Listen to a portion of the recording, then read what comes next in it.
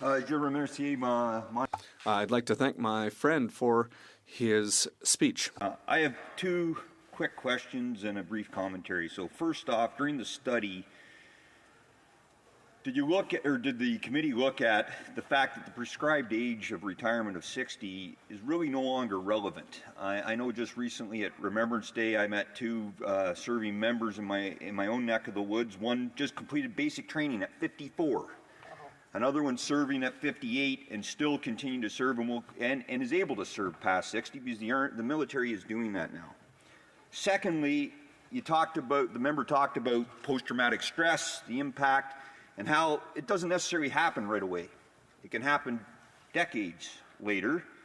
And the fact of the matter is that within the military, the rate of divorce, unfortunately, is a lot higher than even civil society. So the impact that this specific clause and issue faces. And my brief commentary, as someone that's only 50, who did serve, may be lucky enough to find that special someone after 60, it really scares me to some extent to think that future loved one may be sort of left in the dust if we don't fix this. So I'd just like the members' feedback on that.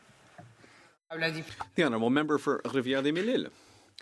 Well, I really appreciate that colleague. I've had the opportunity to travel with him, and it was a memorable occasion. I was scared of him beforehand, but he's become a good friend since then. And his comments about love after 60 are very, pertinent. And, veterans, the amount of time that they spend in the forces can be very variable. So the question of the age, I understand that there needs to be a limit. There needs to be a number. There needs to be a beginning or an end. And the number that we have before us is 60. And this is something that was questioned at committee. But the ideal solution, honestly, I'm not sure what it is. I don't know what it would be. And, it brings in... we have to get really to the heart of this issue. And, people can join the Army quite young. They can join quite a bit later. And the limit right now for this is 60. Now, listen, right now, I don't think that's right.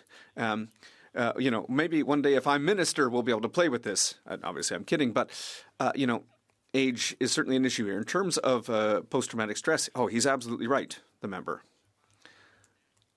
I think there are very few members who leave the forces and who automatically get a diagnostic of post-traumatic stress disorder immediately. And these are things that can come up 10, 5, 15 years later. I have a good friend in the riding who came back from Afghanistan, and it's just now for the last couple of years where things have not been going well, and a diagnosis of PTSD has been made. So here, once again, if the follow-up had been adequate, if the support had been adequate when that person left the armed forces, then maybe he wouldn't be a victim of PTSD as so many former members are.